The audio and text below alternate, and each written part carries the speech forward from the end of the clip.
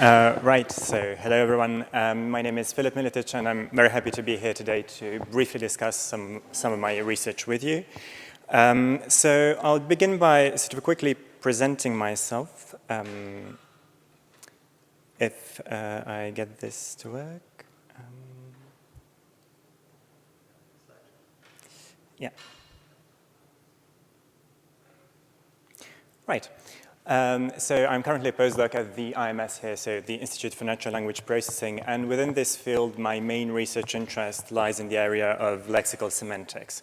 So basically, I'm interested in word meaning, and on the one hand, on how we can model word meaning computationally, and then on the other hand, how we can use those computational representations to understand variations in meaning across time, across speech communities, across various different dimensions.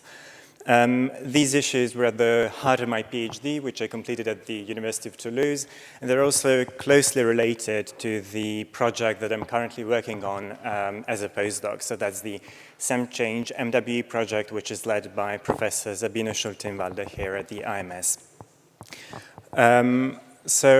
I guess one sort of spontaneous question that may arise in these kinds of interdisciplinary venues is what link is there between language and AI? And I think we have seen some sort of answers to that in previous talks in the poster session. Another sort of intuitive way to look at that is to consider the many applications that we have, such as the machine translation systems and the writing assistants and dialogue systems that we use in a day-to-day life. And so all of these systems are based on some kind of machine learning or artificial intelligence background, and they all process some kind of natural language data. But another way in which they're also used is from a computational linguistic standpoint. So we as linguists can also rely on many of the same or highly similar systems to explore human language and to understand how it works. And so just to give you an idea of the kind of issues that we may be interested in my PhD, I looked into the issue of context-induced semantic shifts in Quebec English. So this is highly specific, as PhDs often are. And just to sort of break this down a bit, the interest in Quebec comes from the fact that the vast majority of English speakers there, so the vast majority of Quebecers are French speakers, meaning that the English-speaking community is exposed to contact effects, and we know from the linguistic literature that this can lead to various kinds of cross-linguistic influence, and one of those types of influence is what we call semantic shifts. So basically, we're looking at words which already exist in English, such as the word deception here, but which are used, so in this case, the word is used with the meaning of disappointment, which doesn't really exist in English, but it is in fact typical of the French word déception. And so, as linguists, we're interested in sort of expanding on the existing descriptions, automatically identifying these kinds of examples, quantifying the factors that influence their use, and so forth.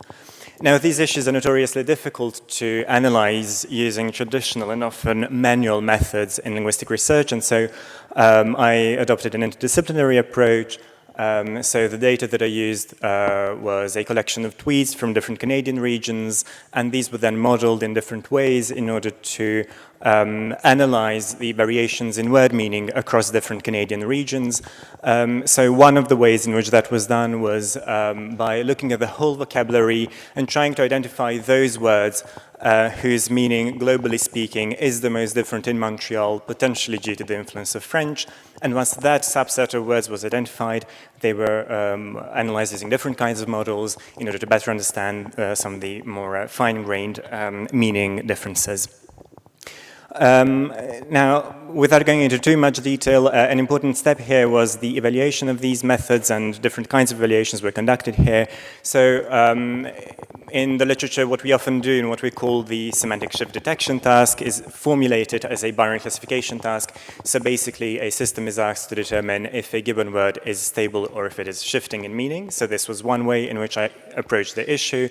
Another more linguistically oriented approach consisted in running interviews with local speakers from the community under study who provided human acceptability ratings of the very same words that were analyzed computationally, and they also provided some qualitative overview and remarks on these issues. So I think I'll have time to maybe zoom into one example in some more detail. So this was one of those evaluations that had to do with the standard semantic shift detection task, and I'll just go in with a plus straight away. So what we see here is the distribution of semantic variation scores for the whole vocabulary that was modeled, so around 20,000 words, and the words that have higher variation scores there are the ones that are expected to present the strongest French influence, right? And so the model was first evaluated on this standard task using a test set which contained 40 semantic shifts and 40 stable words, so words which are not expected to be influenced by French. And just visually, if we look at the plot and the test set median, we see that the vast majority of the semantic shifts have higher variation scores than the vast majority of stable words. So broadly speaking, the model is behaving as expected, and it does seem to capture meaningful general trends. But as linguists, what we would actually be interested in doing, in some cases, is looking into, for example, the top semantic shift candidates, so the words with the highest semantic variation scores there, in order to sort of improve on the existing descriptions. And when we looked at those, so even though the model was performing in a way that's comparable to the state of the art on the standard evaluation task. So when we looked at those top semantic shift candidates, we found that only one corresponded to a true positive, so it's the kind of phenomenon we were actually trying to identify, and then all of the other ones were related to different kinds of noise in the data. And I guess sort of the key takeaway here was the fact that making the leap from what is a well-defined and well-studied task in the literature to a practical application, which here has to do with descriptive linguistic studies, is not necessarily an easy thing to do.